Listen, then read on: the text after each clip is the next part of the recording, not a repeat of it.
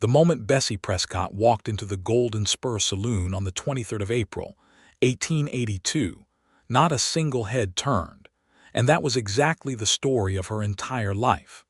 She had grown up in the small, sun-baked town of Callow Creek, Texas, the third daughter of a dry goods merchant who had too many children and too little time to notice any of them individually. Her mother had been a quiet woman, soft around the edges, the kind of woman who moved through rooms without disturbing the air. Bessie had inherited that quality in full, and perhaps even magnified it. She was not unattractive. Her hair was a warm chestnut brown, thick and heavy when she let it down, which she rarely did. Her eyes were a deep, serious hazel that caught the light in unexpected ways when she turned toward a window. She was slender but strong, with hands that knew hard work and a jaw that knew quiet determination. But there was something about the way she carried herself, something that said, without words, "Please do not look at me," that people obeyed instinctively, without ever realizing they were obeying anything at all. She had been that way since childhood. At school, teachers called on the louder students first and forgot she had raised her hand. At church socials, the young men clustered around her sisters, Ruth and Clara, who laughed freely and stood with their chins tipped up like sunflowers following the light. At the general store where she worked 6 days a week for her father, customers often spoke right through her as though she were part of the shelving. She had stopped expecting anything different. She had built a small, honest life for herself inside the borders of her own invisibility, and she had told herself, on many cold and quiet nights, that it was enough. But on the 23rd of April, 1882, her father sent her to Redemption Falls to collect a debt from a man named Clarence Hobbs, who had been buying on credit for 3 months and had stopped answering letters. Redemption Falls was a proper boom town, larger than Callow Creek by 10 times, swelled with cattle money and railroad ambition. Her father could not make the journey himself.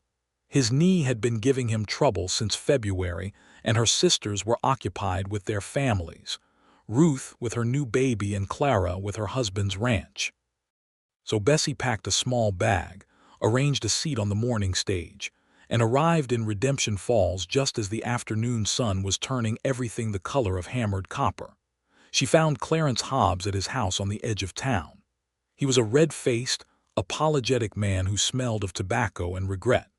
He paid most of what he owed, not all of it, but enough that Bessie could return with something respectable, and he insisted she stay the night rather than attempt the road back to Callow Creek in the dark. There were bandits on the northern trail, he said, and he wasn't the kind of man to let a woman ride out after sunset, no matter how capable she looked.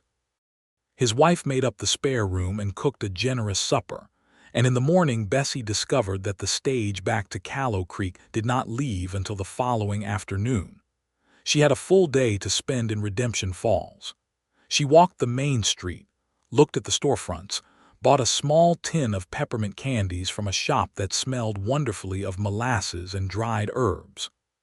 She ate lunch at a small dining room behind the hotel, a bowl of good beef stew and cornbread, and she watched the town move around her with the detached interest of someone who expected nothing in particular from it.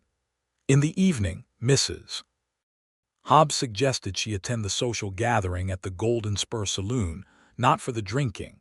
The woman was quick to clarify, but because on Thursday evenings the saloon cleared away its poker tables and put out chairs, and the town's small string ensemble played for 2 hours, and people came to listen and socialize, and it was perfectly respectable, perfectly decent.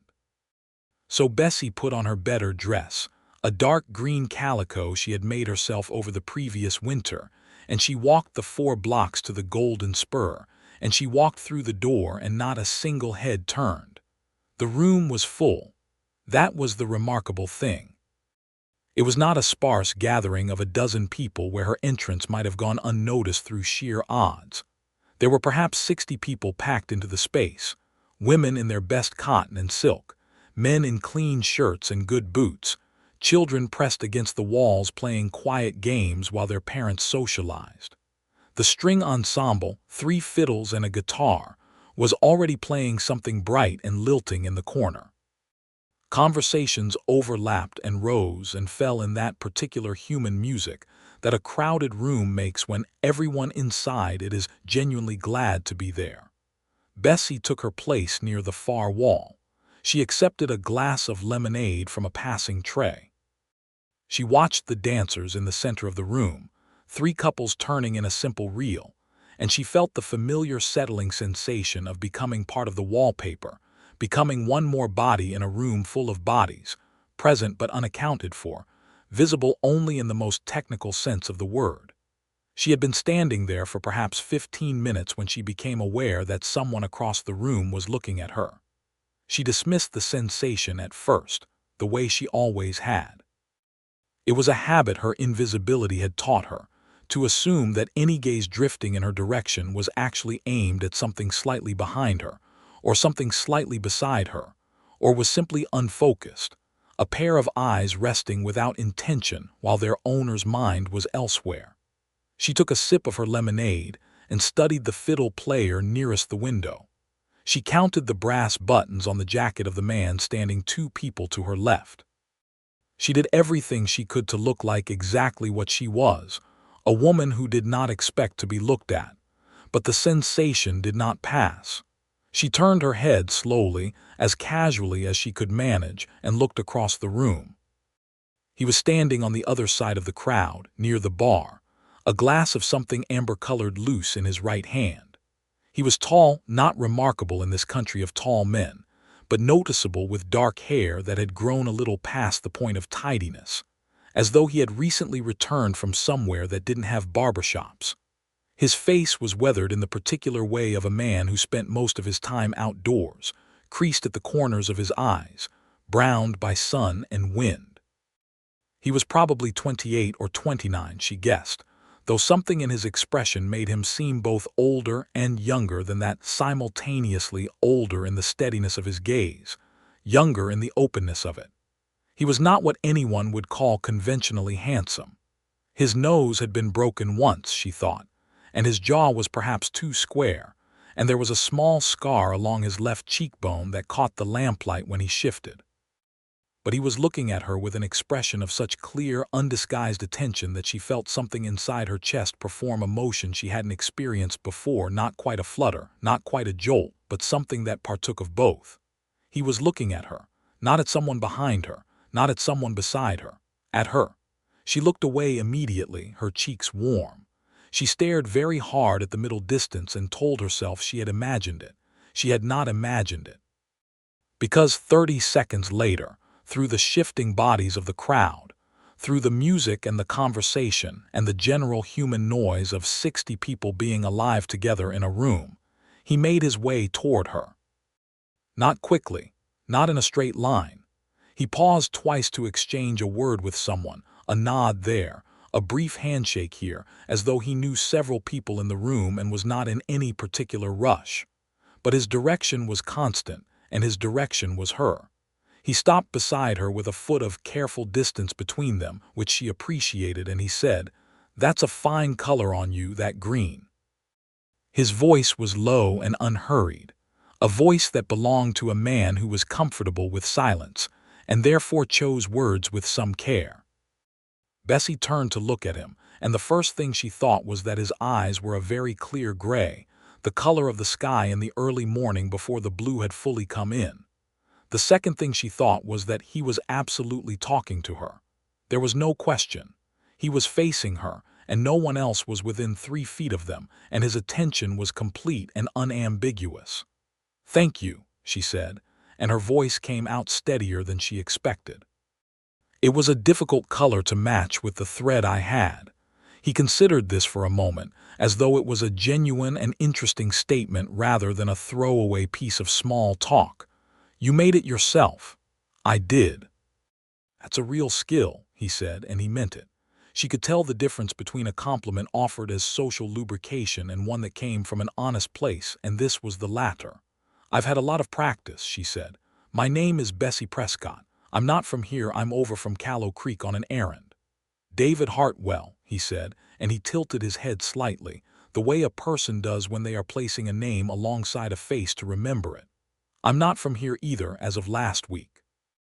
I came up from San Marcos, working a cattle drive that ended just north of here, and decided to stay on for a while and see what Redemption Falls had to offer. And what has it offered so far? He looked at her steadily and the corner of his mouth moved. Better things than I expected. She felt the warmth rise in her face again and was grateful for the dim, amber lamplight of the saloon. She looked toward the ensemble, gathering herself. Do you enjoy music? I do. Do you play anything? I used to. The piano when I was young. We had one for a few years before my father needed the space for inventory. She paused, remembering the weight of the keys under her fingers, the way her mother used to sit beside her on the bench and hum along. I still remember most of it. Music is strange that way. It stays in your hands even when the instrument is gone. David Hartwell was quiet for a moment after she said that, and she had the distinct impression that he was truly hearing her rather than simply waiting for his turn to speak. That's a true thing, he said finally. I've been told that about a lot of things. Skills, places. The things you love leave marks on you even after they're gone. The ensemble shifted into something slower, a waltz, the fiddles drawing the melody out long and warm.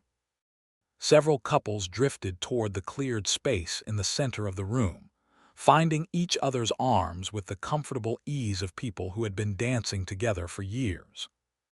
Would you like to dance? David asked. She looked at him. This, she thought, was the moment in every story where a woman like her ought to politely decline, ought to find some graceful way to retreat to the wallpaper where she belonged. She had declined things her entire life. She had made a practice of it, a philosophy almost. Do not put yourself forward. Do not ask for more than what comes naturally to you.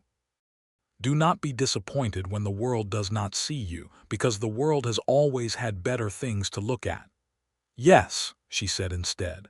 He offered his hand and she took it, and they walked onto the floor together. He danced the way he moved without urgency, but with intention. He was not showy about it, made no performance of skill, but he was sure of himself in the way that a man is sure when he has done something often enough that it has become simply a part of how he occupies space. His hand at her waist was light but steady. He kept the proper distance, which made her feel respected rather than held at arm's length. You're good at this, she said. My mother insisted on it, he said. She said that a man who couldn't dance was a man who wasn't paying attention to other people, and she didn't raise inattentive men. How many of you were there? Inattentive men to be corrected. He smiled fully at that, and the smile transformed his face completely, pushing warmth into every line. 3 brothers, I'm the oldest, they're all still down south. My mother passed 4 years ago. I'm sorry. Thank you, she was a good woman, the kind of woman who filled up a room without ever raising her voice. He turned them smoothly around a slower couple. What about you? Family. My father runs a dry goods store in Callow Creek. My mother passed when I was 13. 2 older sisters, both married with children of their own. She paused. I still live with my father, help run the store. Is that what you want, running the store? The question was so direct, so without judgment, that it took her a moment to answer honestly. No one had ever asked her that. Not her father, who simply needed the help and was grateful for it. Not her sisters, who had moved into lives of their own without looking back. Not the neighbors who saw her every day and assumed without question that this was simply what Bessie was, an accessory to someone else's enterprise. I want more than that, she said. I'm not sure exactly what. But something that is more specifically mine. He nodded, as though this was a completely sensible answer that required no qualification or apology. " That seems like a reasonable thing to want." The music ended. They separated, returned to the edge of the room, and stood together in the comfortable way of two people who have already found that they like each other's company, and see no reason to move apart from it simply because a song has ended. They talked for the rest of the evening. They talked about the cattle drive, which had come from deep South Texas and moved 450 animals north through hill country and river crossings, and one bad night of lightning that had come close to starting a stampede. They talked about Callow Creek and what it was like to live in a town small enough that everyone knew everything about you, or thought they did. They talked about the railroad coming through this part of Texas and what it would mean for the cattle trade, and whether it was a good thing or a complicated thing, and they agreed, after some genuine discussion, that it was probably both simultaneously. He told her about his family's small ranch in San Marcos. His father had built it from nothing after the war, had broken the land himself, had planted roots in difficult soil through sheer stubbornness. David had grown up working cattle alongside his father and his brothers, had learned early that the land would take everything you had and give back only what you earned honestly, and that there was a kind of dignity in that exchange even when it was hard. He had been driving cattle for hire for 3 years now, following the trails north with different outfits, banking money with the intent of eventually returning to San Marcos and building his own operation, his own piece of land. She told him about the general store, about the ledgers and the inventory, and the way she knew the taste of every kind of flour they stocked because she had tested them all. She told him about the winter she had taught herself to sew properly, using an old manual she found at the back of a shelf, and how the first dress she had made had been unwearable, but each subsequent one had been better until now she could turn out something reasonably fine without looking at instructions at all. She told him about the library she had built for herself in the corner of her room, second-hand books, and borrowed books and books she had ordered through the mail, and about how she read every night until the candle was too low to continue. He listened to all of it with the same quality of attention he had given everything else: full, unhurried, genuine. When the social ended, and the evening's music resolved into a final chord, and people began collecting their coats and children and heading for the door, David walked her back to the Hobbs house, which was 4 blocks in the right direction for him anyway. He said, though she privately suspected he would have gone 4 blocks in any direction to have the extra time. They stood at the gate of the Hobbs house in the blue-black Texas night, and the stars were extraordinary above them, the way they always were in a country with so little light to compete with them. "I haven't talked that much in years," Bessie said, which was the absolute truth. "Neither have I," David said, and she believed him.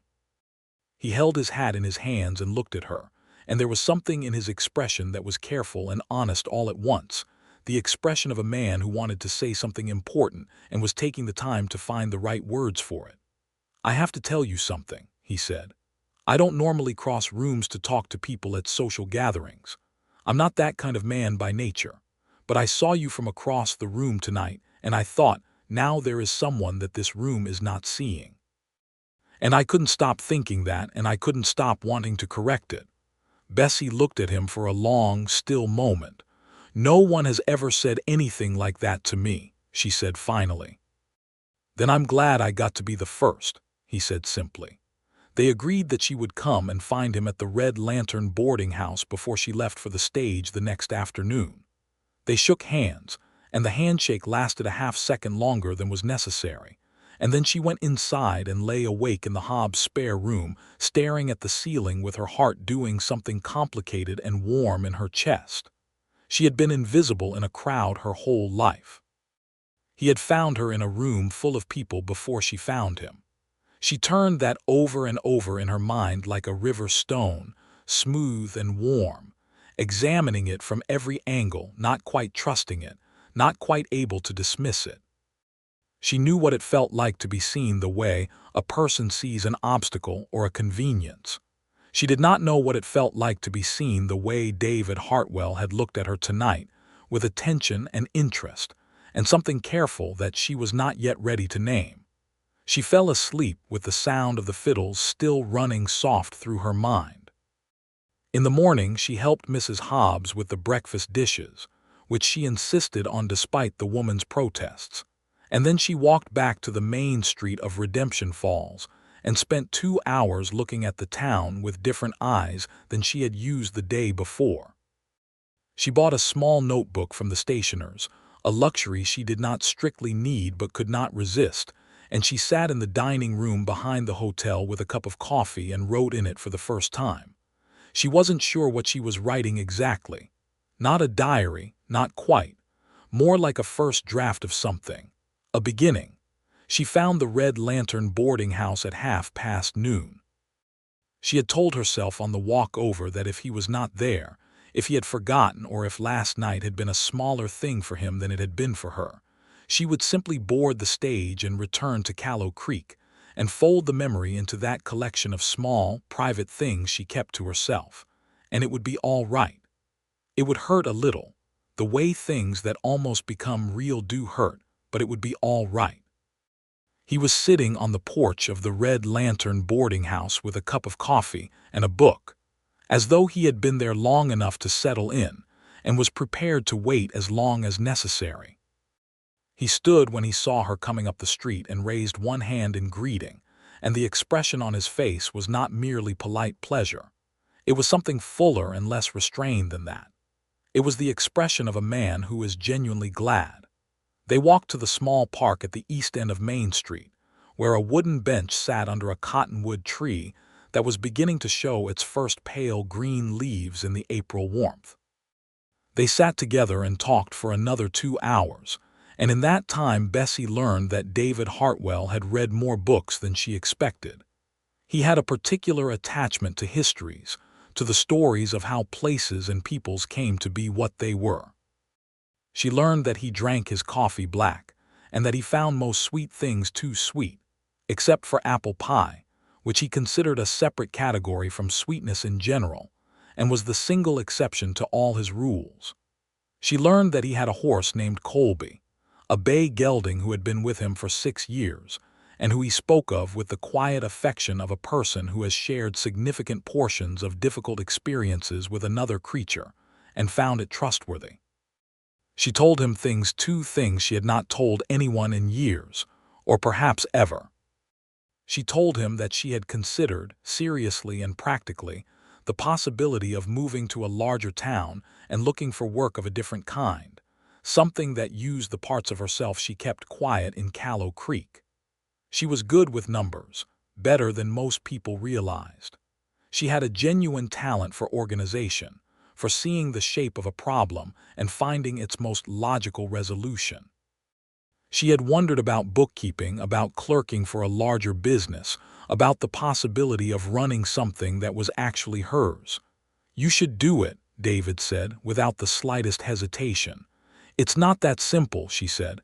"My father needs the help. I understand that. But your father's need doesn't have to be the ceiling of your life, Bessie."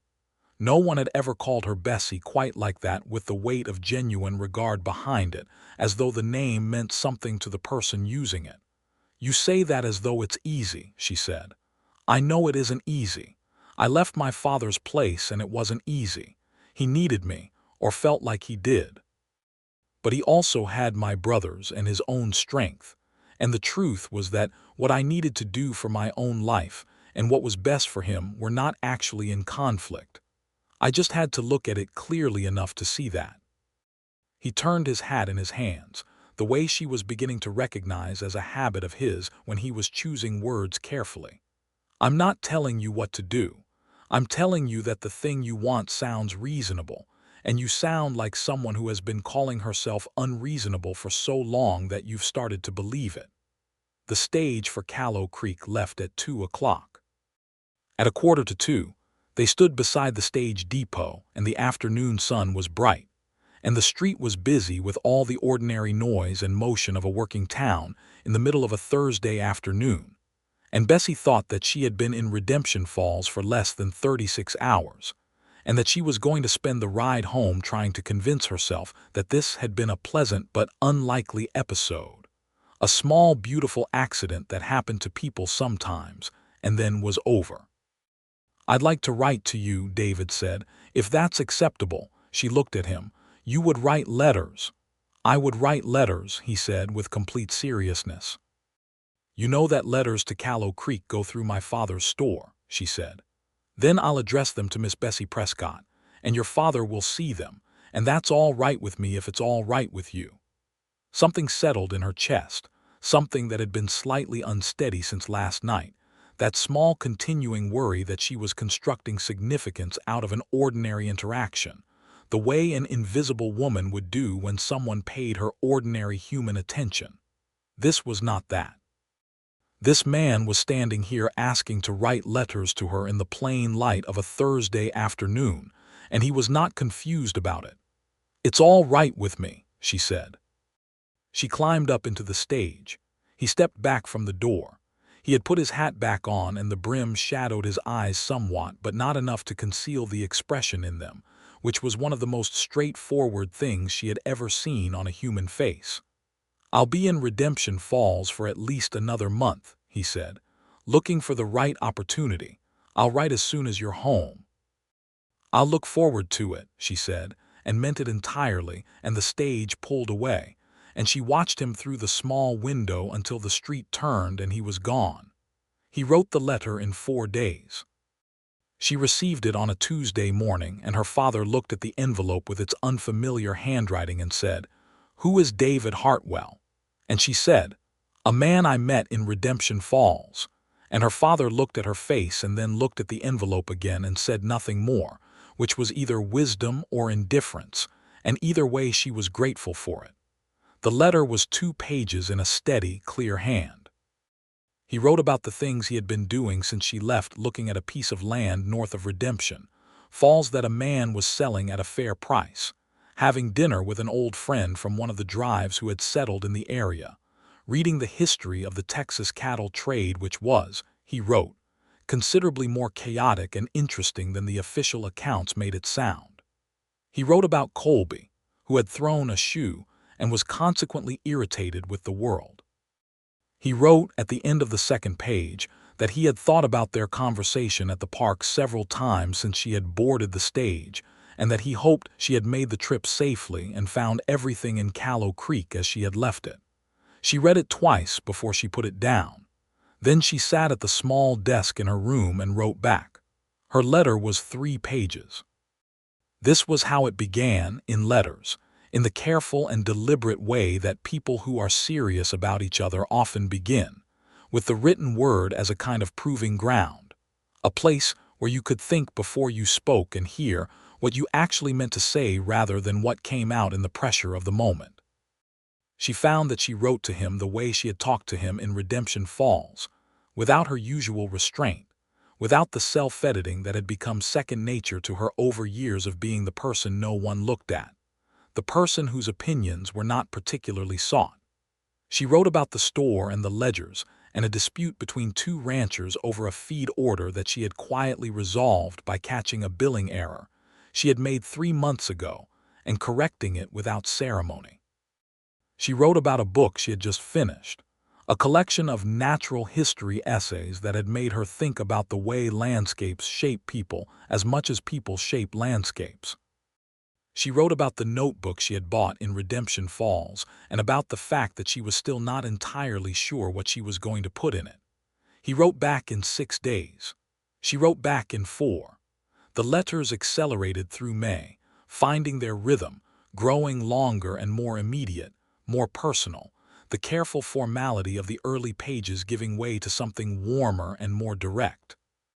He told her about the land he was seriously considering, 40 acres north of Redemption Falls, good grazing, a creek that ran clean through the dry months, a small existing structure that would need significant work to become a proper house, but that had good bones.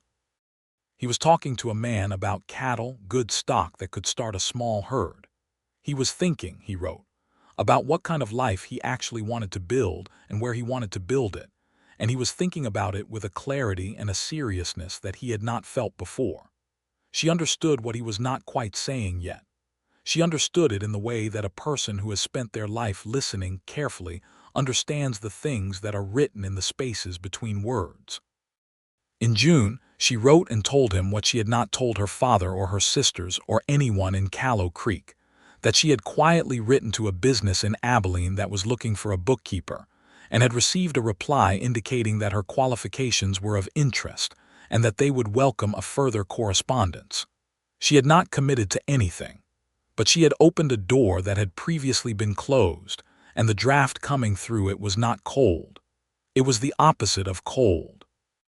He wrote back within 3 days, which was unusually fast for the mail between Redemption Falls and Callow Creek. He wrote that he was not surprised. He wrote that he had thought from the beginning that she was someone who had not yet been given room to show what she was made of, and that he was glad she was making room for herself. He also wrote, and the handwriting here was slightly less steady than his usual careful script, which she had come to know as well as her own, that he would be coming through Callow Creek in the 3rd week of July on the road south to collect a debt of his own, and that he would like to call on her if she would allow it. She wrote back one sentence, "I will allow it." He arrived on a Thursday afternoon, the 17th of July, 1882, 3 months after the evening in the Golden Spur Saloon. He rode into Callow Creek on Colby, the bay gelding, who was as fine a horse as she had imagined from the letters, deep-chested and alert, with a way of moving that suggested both power and intelligence. David himself looked slightly different than she remembered, or perhaps she was simply seeing him more accurately now, without the soft lamplight of the saloon softening edges. He was as tall as she recalled, as steady in his bearing, and he had gotten a haircut at some point in the past month, which she noticed without knowing quite why she noticed. He came to the store first, which was the proper thing to do. Her father met him behind the counter with the measuring, calculating look of a man assessing a stranger. Her father was not an unkind man, but he was a practical one, and practical men in 1882 Texas evaluated the men who came calling on their daughters with particular attention to their prospects and their character, roughly in that order. David shook her father's hand and introduced himself plainly, and said that he had met Bessie in Redemption Falls in April, and that they had been corresponding since, and that he was on his way south to San Marcos on business, but had wanted to stop and call on her with her father's permission. Her father looked at him for a long moment and said, "Where are you from, son?" "San Marcos originally, sir. My father ran a cattle ranch there. I've been working drives for the past 3 years, and I'm looking to start my own operation north of Redemption Falls." "You got land?" "I'm in the final stages of buying 40 acres. Good land, a creek that doesn't run dry. Cattle. I'm negotiating for a starting herd. I know what I'm doing with cattle, sir." Her father was quiet for another moment, and Bessie stood behind the counter and felt the familiar, uncomfortable feeling of being discussed as though she were not present, which was a feeling she had decided, over the past 3 months of letters, that she was going to resist more actively. "I'm right here, Papa," she said, which was not quite as assertive as what she actually wanted to say, but was a beginning. Her father looked at her, and something shifted in his expression, a small, rueful acknowledgement of a man who has perhaps been inattentive for too long and is only now realizing it. "I know you are," he said, more gently than she expected. "Go on, then. Show the man the town." There was not a great deal of town to show. Callow Creek was, as she had described it in letters, a place where the whole of what existed could be seen in a fairly brief walk. But the walk itself was the point. They walked the main street, and she showed him the store's exterior and the church and the small schoolhouse where she had been that invisible child raising her hand, and the library, which was really just 2 rooms in the back of the county clerk's building, but which she loved fiercely and without apology. They sat in the library for an hour, surrounded by the particular quiet of books, and she showed him the volumes she had read and the ones she was intending to read, and the natural history essays she had mentioned in her letters. He picked up one of them and read the first 2 paragraphs and said, "You were right. This is extraordinary writing," and she felt a disproportionate warmth at being right about a thing she had recommended. They had supper at the house, her father's house, which had been her house her entire life, which was both comfortable and confining, the way the things that have always been yours can be. Her father was polite at supper, more polite than she had expected, and at some point during the meal he told a story about the early days of the store that she had never heard before, A funny story about a misdelivered shipment of ladies' hats and the subsequent confusion among the cattlemen of the county. And she realized that her father was trying, in his limited and belated way, to be present for the occasion. After supper, she and David sat on the porch in the blue evening while her father retreated inside, and the fireflies were just starting in the tall grass at the edge of the yard, and the air smelled of dust and honeysuckle and the faint distant sweetness of someone burning cedar somewhere. "I like your town," David said. "That's generous of you," she said. "Callow Creek is not a town that invites strong feelings." He smiled. "I meant it more specifically than the place. I meant what I can see of your life here. The library, the way you know everyone we pass today and they know you, even if they don't always show it the way they should. There's a rootedness here. I can see it in you." "Roots can hold you down as well as hold you up," she said. "I know, but they're also something to grow from." He was quiet for a moment, watching the fireflies. "I've been thinking since I wrote and said I was coming here about what I actually wanted to say when I got here. Whether I should say it yet, or whether it was too soon, or whether." He stopped, and the unfinished sentence hung between them for a moment. "David," she said. "Yes. Say it." He turned to look at her directly, the way he had looked at her across the room in the Golden Spur 3 months ago, that complete, unambiguous attention that she still could not quite get used to and did not want to get used to, because she wanted it to keep feeling the way it felt, which was like being truly seen for the first time. "I'm in love with you," he said. "I have been since that evening in Redemption Falls, or close enough to since then that the difference doesn't matter. And I want to ask you properly whether you could see yourself, whether you would want a life with me. The 40 acres, the house that needs work, the cattle and the mud and the early mornings and all the rest of it, with me." She sat for a long moment listening to the night sounds of Callow Creek, the crickets and the distant low of a cow somewhere, and the faint drift of her father moving around inside the house. She had been 24 years old for 6 weeks. She had spent her entire life being the person no one looked at, the person who moved through rooms without disturbing the air, the person whose presence was registered with the part of the mind that notices furniture and exits. She had built herself a small, honest life inside those borders, and she had told herself it was enough, and she had almost believed it. She did not believe it anymore. "Yes," she said. "All of it. Yes." He reached over and took her hand in the half-dark of the porch, and they sat there together for a long time without speaking while the fireflies continued their silent, patient work in the grass, and Callow Creek went on being exactly what it was around them, and neither of them needed it to be anything more. He stayed in Callow Creek for 3 days before continuing south to San Marcos. In those 3 days, he spoke to her father privately for 40 minutes on the second morning, and she did not ask what was said, but her father looked at her differently afterward, not quite with the expansive warmth of a man who has always been attentive to his daughter, but with something closer to genuine seeing, as though someone had adjusted a lens that had been slightly out of focus for years. The parting on the third morning was the hardest thing she had done in recent memory, harder than she had expected given that they had known each other in person for a total of 4 days spread across 3 months. But the letters had done their work. The letters had built something that did not require constant physical proximity to be real. "I'll have the land sorted by the end of August," he said, at the east edge of town where the road south began its long straight run. He was in the saddle and Colby was fresh and ready and shifting under him with the mild impatience of a horse who knows he is pointing in the direction of motion. "The house will need a good portion of winter to get into shape. I'm thinking," he paused, chose his words. "I'm thinking a spring wedding if that suits you, if you'll have me by then." "Is that a proper proposal?" she asked, tilting her head up at him. "Because I had the impression there was going to be a proper proposal." He looked at her for a moment with that expression she now knew was him trying not to smile while clearly not succeeding, and then he swung down from the saddle and stood in front of her on the dusty road with his hat in his hand and said, "Bessie Prescott, will you marry me?"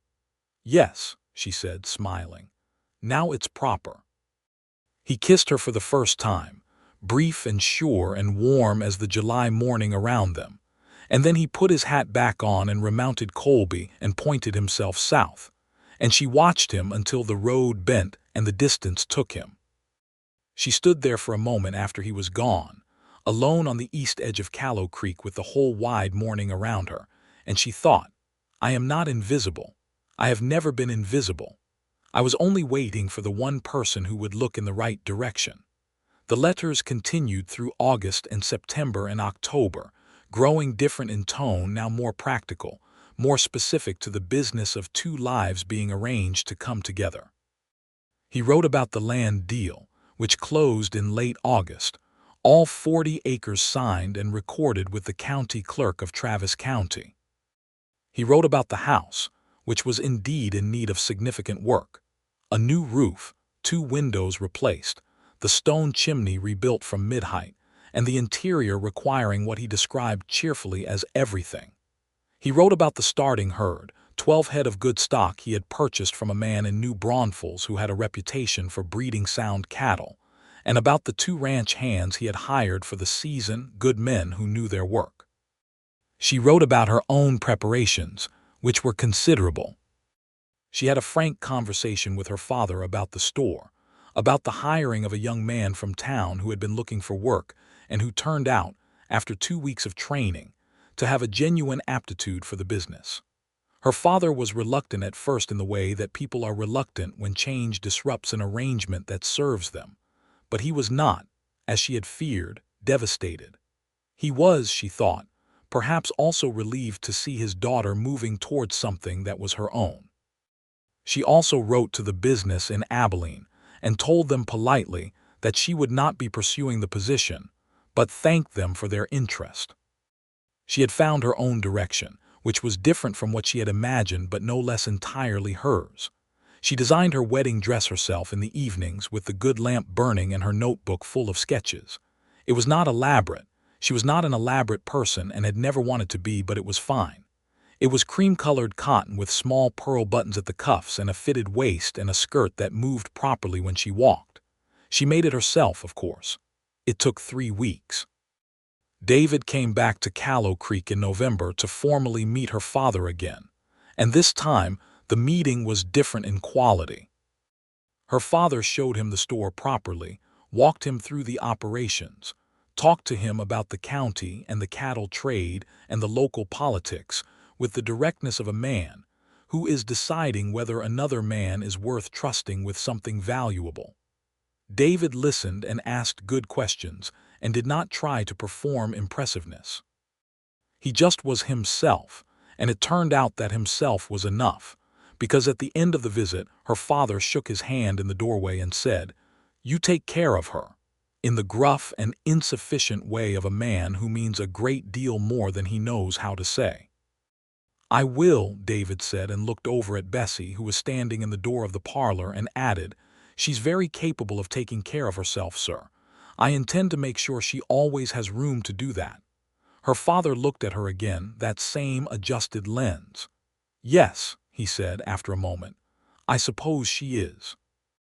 They were married on the 14th of March, 1883, in the small white church in Callow Creek on a morning that could not have decided whether it wanted to be winter or spring, and had settled for a dazzling compromise clear sky, bright cold sun, a wind that smelled of green things beginning underneath the dry brown surface of the ground.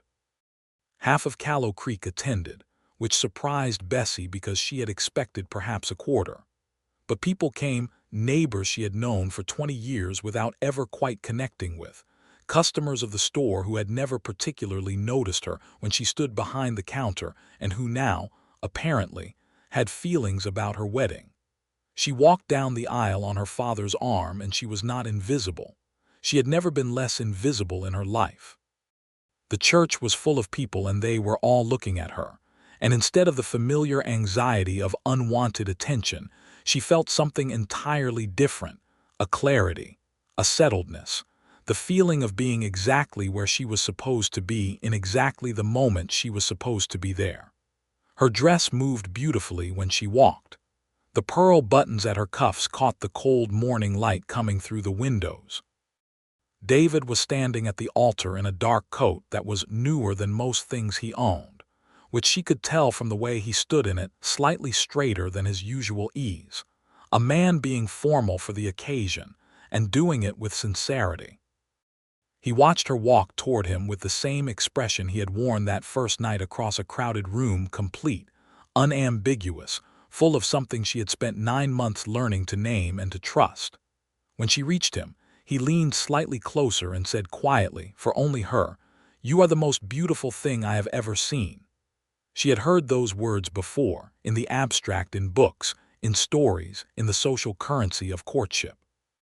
She had always imagined them as performative, as part of the ritual rather than an expression of actual truth. But David Hartwell did not say things he did not mean, and she had 9 months of evidence to support that conclusion. And so she received the words as what they were, not a compliment offered as social currency, but an honest report from a man who was looking at her with clear and serious eyes. "I know," she said, which was not what she had planned to say, but came out true and warm and made him smile his full, transforming smile at the altar of the small church while the preacher waited with practiced patience. The ceremony was simple and honest, the words plain and old and weighted with use. She said them and meant every syllable. He said them and his voice did not waver. They left Callow Creek on the afternoon stage, and then transferred to a hired wagon for the last portion of the road north toward Redemption Falls, and the light was going amber and low when they came across the rise, and she saw for the first time the 40 acres that were now theirs, wide and open and gold in the late winter light, the creek line marked by a run of bare-branched cottonwoods along the north edge, and the house sitting solid and low in the middle of it, small but honest. The new roof bright against the old walls. She stood in the yard and looked at it for a long time.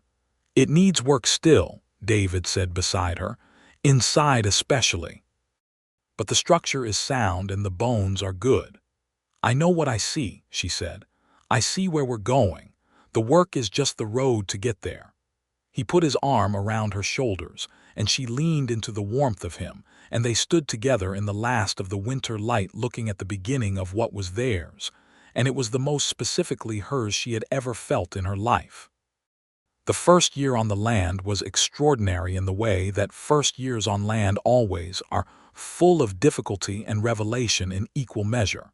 The daily education of two people learning a place and learning each other in the same motion.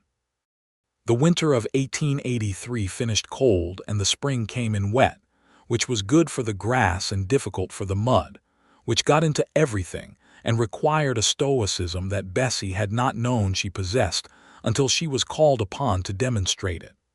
The cattle herd grew steadily through the spring and summer. David managed the outside work with a thoroughness and a patience that she admired enormously, and she managed everything else. The house, the accounts, the supply ordering, the management of their small vegetable garden, which became something considerably larger than small by midsummer, because she discovered that she had a genuine gift for growing things and could not help expanding. She also took on the bookkeeping for 2 neighboring ranches, on a part-time basis, for a modest fee that was nonetheless a meaningful contribution to their finances. She did this on Tuesday and Thursday afternoons, riding out on a gentle mare named Honey that David had purchased specifically for her, a cream-colored horse with a calm disposition that suited the wide open country between the ranches. She kept the accounts in her careful hand, caught discrepancies that had been bleeding money unnoticed for years, suggested organizational improvements that the ranchers adopted with varying degrees of initial resistance and subsequent gratitude. She was not invisible on those rides. She was not invisible anywhere anymore, not because the world had changed, but because she had stopped preparing for invisibility in advance, stopped making herself small in expectation of not being seen. She had discovered that the not being seen had been, at least in part, a posture she had adopted so thoroughly and so long ago that she had forgotten it was a posture. She was still herself, still quiet where others were loud, still more comfortable with books and ledgers than with large social gatherings, still the kind of person who preferred one real conversation to a dozen pleasant superficial ones. But she was all of that on her own terms now, in her own space, in a life that was genuinely hers. She told David about this one evening in June, sitting on the porch they had built together over 2 long April weekends, watching the last of the light leave the sky. She told him that she had been thinking about invisibility, about the years of it, about what it had done to her and what it had not done, and about how strange and good it felt to be simply present in her own life. He listened the way he always listened, with his full and unhurried attention, and when she was finished, he was quiet for a moment and then he said, "I think you were never invisible. I think the people around you were just not looking hard enough. That's their failure, not yours." "Maybe," she said, "but I was also doing my part. I was very good at not being seen." "You're terrible at it now," he said, and the corner of his mouth moved. "Thank goodness," she said. She found out she was expecting their first child in the October of 1883, 7 months after their wedding. She had suspected for 2 weeks before she said anything, and when she finally told David over the breakfast table one clear cold morning, his face did something she had never seen it do before. A complete and undefended joy, open as a window, the reserve he usually maintained breaking apart and letting through pure light. He got up from the table and came around and held her carefully, with the particular care of a man who has just been told that the most ordinary and extraordinary thing in the world is happening, and she pressed her face against the familiar warmth of his shoulder and felt his hands at her back, steady and sure. "Good," he said, into her hair. "Good." Their son was born in June of 1884, in the house on the 40 acres, delivered by the midwife from Redemption Falls who arrived with an hour to spare. They named him William Thomas Hartwell, William for David's father, Thomas for no specific reason except that it had a good solid weight and they both agreed on it immediately, which they took as a sign. He was a healthy and imperious infant who announced his opinions loudly and slept only when entirely satisfied with the arrangements, which took some weeks to achieve. Bessie's father came to visit in August, making the trip by stage and hired wagon with the sort of determined effort that said, plainly enough, that the man had understood something in the past year that he had not understood before. He held his grandson for a long time and was quiet in a way that was different from his usual quietness. Not the quietness of inattention, but the quietness of genuine emotion, which Bessie had rarely seen in him, and which moved her more than she expected. "You've done well," her father said to her, and she understood that he meant far more than the house and the land and the healthy child. He meant something larger, something about the whole of how she had come into herself. It was an apology without the word sorry in it, and she accepted it as such. "I had good help," she said, which was true, and she looked at David across the room, who was showing her father the accounts and the land records with the quiet pride of a man who has built something honest and is glad to show it. Her sister Ruth visited in the fall, with her 2 children and her husband, making a full household that lasted 4 days, and was both exhausting and deeply good. Ruth was louder than Bessie, more social, more naturally at ease in a crowd she always had been, but she looked at Bessie's life with an expression that was part admiration and part something more complicated, a reassessment. "I didn't know you had all this in you," Ruth said on the second evening, sitting with Bessie at the kitchen table after the children were asleep. "I didn't either," Bessie said honestly. "I needed someone to see it first." "That man of yours," Ruth said. "He's something."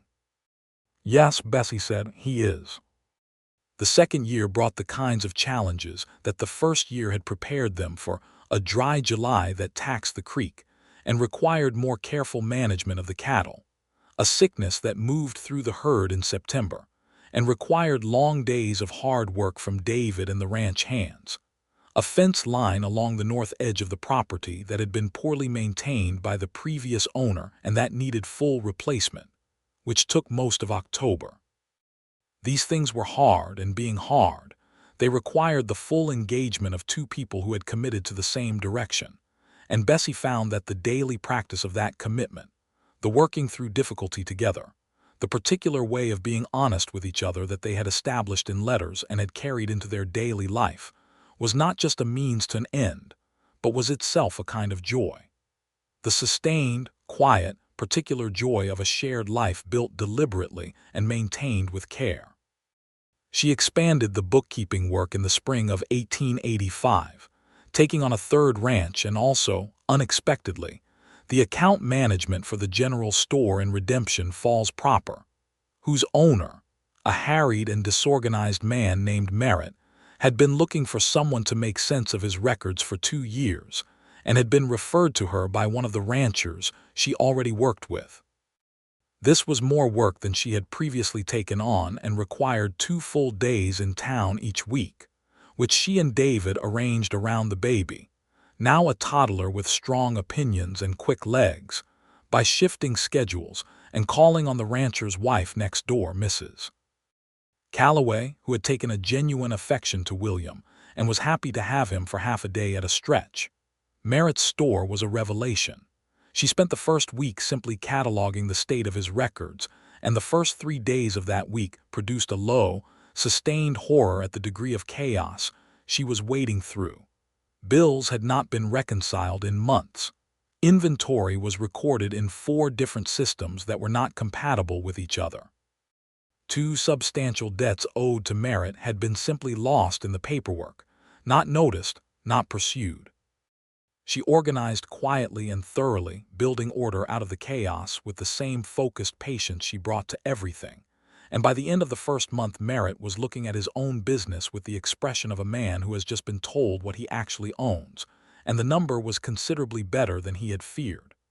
"Mrs. Hartwell," he said, on the afternoon she showed him the completed reorganization, "I believe you have saved my business." "I've shown you clearly what you already had," she said. "The business saved itself. I just made the numbers legible." She rode home in the early evening with the particular satisfaction of work well done, Honey moving steadily under her on the familiar road, the wide country going gold around them, and she thought about her 24-year-old self standing at the wall of the Golden Spur Saloon with her glass of lemonade, waiting to become part of the furniture, and she felt a tenderness toward that woman, not pity, nothing so diminishing, but a genuine warmth. The way you might feel towards someone who had gone through something difficult and come out on the other side and was glad. David was on the porch when she came up the track, William on his hip, both of them watching the dust she made on the road. William reached both arms toward her as she came up the steps, his universal and absolute demand, and she took him and held him against her side and looked at David over the top of their son's dark hair. "Good day?" David asked. "A very good day," she said. He reached out and tucked a loose strand of hair behind her ear, an easy gesture, the casual intimacy of people who have had 2 years of daily proximity, and found in it not familiarity breeding contempt but familiarity breeding something gentler and deeper and more sustaining. "I had a thought today," he said, "while I was working the north fence." "About what?" "About the property boundary. The 40 acres on the southwestern is talking about selling. He's going back east. I think we could buy it if we wanted to and expand the herd properly. It would stretch us for a year, but the math works." She looked at him. "Show me the numbers after supper. You don't want to discuss the idea first?" "The numbers will tell me what I need to know about the idea," she said, and he smiled. "You're the finest bookkeeper in Travis County," he said. "In the whole region," she said, without false modesty, because it was probably true and she had learned to say true things plainly. They bought the south acreage in the fall of 1885, bringing the Hartwell Ranch to 80 acres of solid land, and expanded the herd to 60 head by the following spring, which was the number David had been aiming for from the beginning of his planning, the number at which a cattle operation in this part of Texas could sustain itself properly and grow incrementally rather than surviving hand-to-mouth on the margins of viability. The 2 ranch hands became 3. The house, which had been small but honest, received an addition, a proper second bedroom and a larger kitchen, which they built themselves with the help of a carpenter from Redemption Falls, and which took the better part of 6 weeks of weekends and evenings, and left them both exhausted and deeply satisfied in the particular way of people who have built something with their own hands. She discovered she was expecting again in the winter of 1885. This time she told David the same morning she was sure, not waiting, not sitting with it for 2 weeks.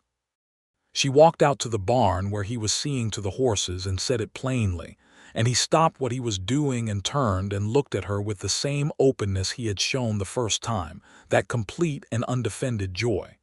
"How do you feel?" he asked, coming to her. "Happy," she said, "completely happy." He held her in the barn with the horses moving quietly around them and the winter light coming thin and bright through the gaps in the siding. And she thought about a room full of people in the Golden Spur Saloon, about 60 people, and a string ensemble, and one woman standing at the wall expecting not to be seen. She thought about what it had taken to change the direction of a life, not a single dramatic moment but a series of them, each one the natural consequence of the one before, beginning with a man looking across a room and deciding, for reasons she had never entirely been able to account for, that she was the person in that room he most wanted to know. Their second child was born in August of 1886, a daughter this time, delivered with somewhat more composure than the first occasion, because the midwife arrived with considerably more lead time. They named her Margaret Ann Hartwell, Margaret for Bessie's mother, whose memory she carried forward now without the full weight of grief that had attended it in the earlier years, a lighter carrying, warm rather than heavy, and because it had a simplicity that suited her. She was a quiet infant, watchful, with David's gray eyes and Bessie's steady temperament, and she was adored from the first moment by William, who at 2 years old was old enough to have opinions about this new development and whose opinion was, apparently, enthusiastic approval. Bessie's father visited again that Christmas. He was slower on the journey than he had been. His knee had not improved in the 3 years since the Hobbs errand that had sent Bessie to Redemption Falls in the first place, and he looked older. But he sat in the enlarged kitchen and held Margaret and looked around at the house with its full bookshelves and its good furniture and its evidence of a life lived thoughtfully and with intention, and he said to Bessie, privately in the moment when David had taken William outside to see to the animals, "I'm sorry I didn't look properly for so long. Papa, no, let me say it." He looked at his granddaughter in his arms, and then at his daughter with the eyes of a man who has arrived at an honest reckoning. "You were right in front of me for 24 years and I didn't see what was there. I want you to know that I see it now." She put her hand over his, and the old man's hand was large and roughened and familiar from her entire life, the hand that had always been there even when the attention behind it was somewhere else, and she said, "I know, Papa, I know." He died in the spring of 1888, quietly in his sleep, in the house in Callow Creek, which had passed to him and now would pass with everything in it to his daughters. Ruth handled the estate with her usual capable energy. Clara came in from her ranch. Bessie made the trip to Callow Creek with both children and David, and they stayed for a week, and she walked through the rooms of the house she had grown up in and the store where she had spent so much of her life being the person no one noticed, and she felt the complex weight of it, grief and gratitude, and the particular peace of having said the things that needed to be said while there was still time.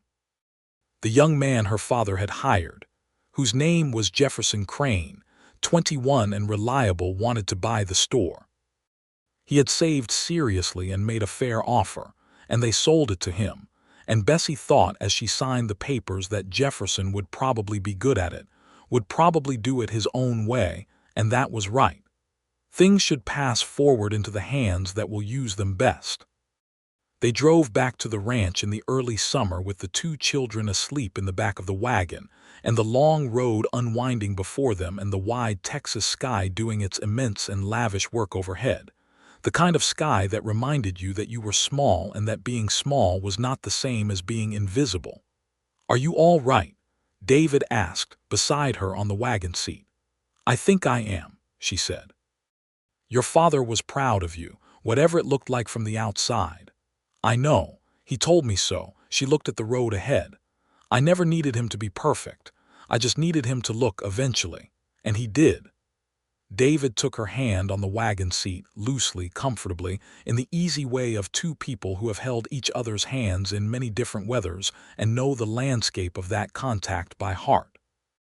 By 1890, the Hartwell Ranch had grown to 120 acres, and the herd to just over 100 head, and they had hired 4 permanent ranch hands who lived in the bunkhouse that had been built along the east fence in the spring of that year.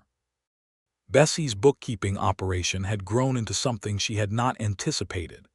She had 7 clients now, ranging from ranches of various sizes to the general store, and a small bank in Redemption Falls that had asked her to consult on their record-keeping systems after the president's wife had mentioned her name at a dinner party, with the kind of unsolicited recommendation that tends to open doors. She worked 4 days a week in a room at the house that David had fitted out for her with a proper desk and 2 good chairs and bookshelves that were always full and always organized. The children were growing the way children do in the country, fast, in all directions, with the particular vitality of small people who have space to run and animals to learn from, and 2 parents who pay genuine attention. William was 6, and already following David around the ranch with the seriousness of a boy who has decided that he understands what matters and has identified the source of that understanding. He was good with the horses in the particular way that some people simply are: intuitive, patient, without the nervous aggression that made horses uncertain. Margaret was 4 and was, by common agreement, considerably more opinionated than either of her parents at the same age, which they found simultaneously challenging and magnificent.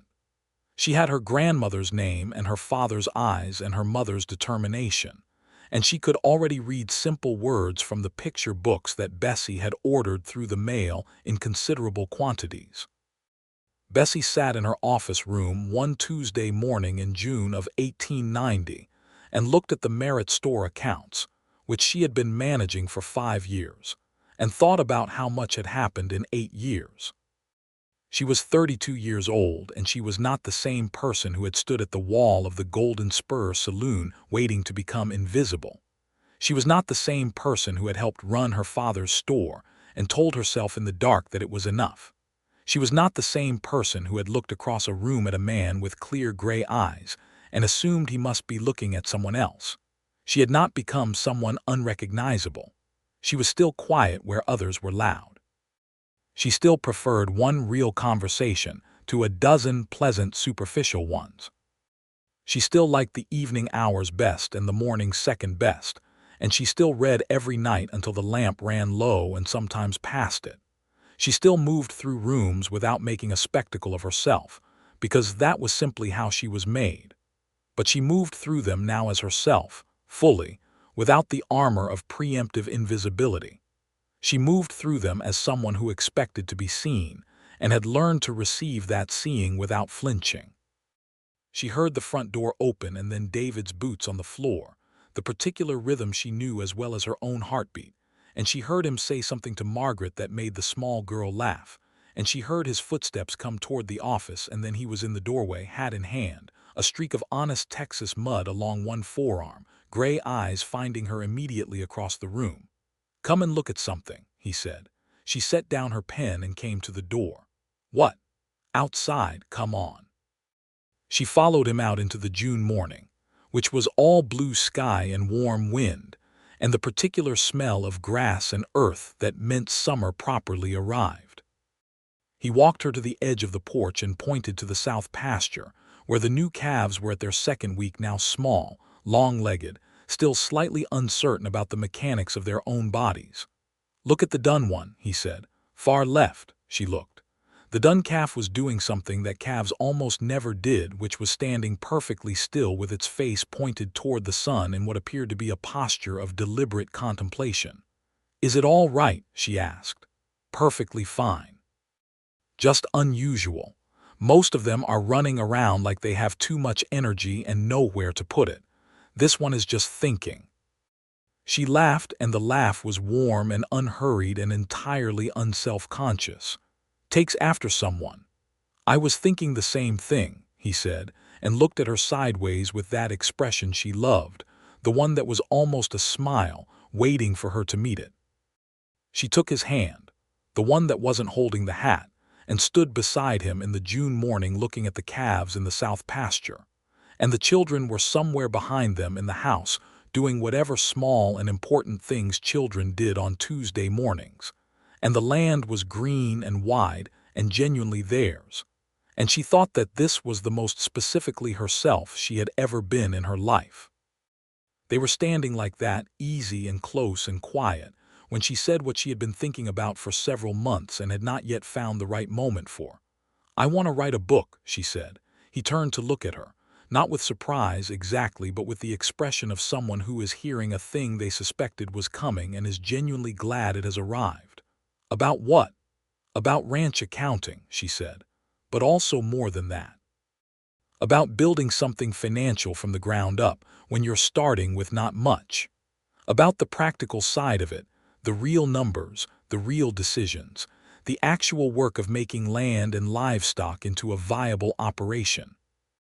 She had been thinking about this for years, she realized, since before she could have named it as a book, since the days in her father's store when she had found that numbers told stories, clear and honest stories without the social complications of human language. "There's no good guide to this, not for the people actually doing it. I've looked." "No," he said slowly, "there isn't. I could write it. I know this work now. I know it from the inside." "You should write it," he said, with the same directness and lack of qualification he had used 8 years ago when she had told him about the Abilene position. "You absolutely should." She looked at him and thought about crossing a room. About what it took and what it meant. About how the same motion toward a person, toward a purpose, could look different and be the same thing at its core. A choosing. A deliberate, clear-eyed choosing to go toward something rather than away from it, to be present in your own life rather than a spectator at the edges of it. She began writing the book in the evenings that September, after the children were in bed and the house was quiet. She wrote it at the desk in her office room with the lamp turned high and her notebook spread around her. The years of actual numbers and real decisions organized into something that could be of use to other people, starting where she and David had started, with a piece of land and a will to build something honest on it. It took her 2 years to write it properly. She was not in a hurry. She had the time, and she had the patience, and she had learned from experience that things worth doing were worth doing at the pace that let you do them right. It was published in the spring of 1893 by a press in San Antonio that specialized in practical guides for agricultural and ranching operations. The print run was modest. The reception was not modest. The book found its way to the people who needed it, the small operators, the new families building from scratch, the women managing ranch accounts who had previously had no systematic framework to work from, and it moved through that community with the particular speed of something genuinely useful. She received letters about the book, many of them, from men and women across Texas, and then from across the broader Southwest, and then from places she had not expected, Kansas, Colorado, even a letter from a woman in New Mexico Territory who wrote in a careful, determined hand about how the book had helped her keep her family's ranch solvent through a difficult cattle season, and who wanted to thank whoever had written it for thinking that ordinary people deserved honest, clear information. Bessie answered every letter personally. One evening, in the fall of 1893, David came home late from a long day of fence work to find her at the kitchen table with a lamp and a stack of correspondence that she was working through methodically, her pen moving in the careful hand that had become familiar to hundreds of people who had never met her. He sat down across from her and looked at the letters and then at her face, which had the same quality it had always had when she was doing work she genuinely loved, settled, luminous, completely herself. "You know what I think about sometimes," he said. She looked up. "What?" "The Golden Spur Saloon," he said. "April of 1882. 60 people in that room and the string ensemble playing, and I walk in and there you are at the far wall, and every single person in that room is looking somewhere else." She smiled slowly. "You saw me." "I saw you," he said. "I couldn't have looked anywhere else." "Why?" she asked, and it was not a question born of insecurity but of genuine curiosity, the same curiosity she had carried about it for 11 years. The question of what it was, specifically, that one person sees in another when everyone else in the room is looking somewhere else. He considered it, the way he always considered things he said that he meant. "You were," he paused, looking for the right word. "You were real. In a room full of people performing their best social versions of themselves, you were just there, present, not trying to be seen but not trying not to be seen either, just there, and it struck me as the most interesting thing in the room." She sat with that for a moment. "I was trying very hard not to be seen," she said. "I know, but it didn't work on me." She laughed, and it was the full and unlayered laugh she had finally given herself permission to use freely years ago, and she reached across the correspondence and letters from strangers who needed what she had built, and she took his hand. "Good thing," she said. "The best thing," he said.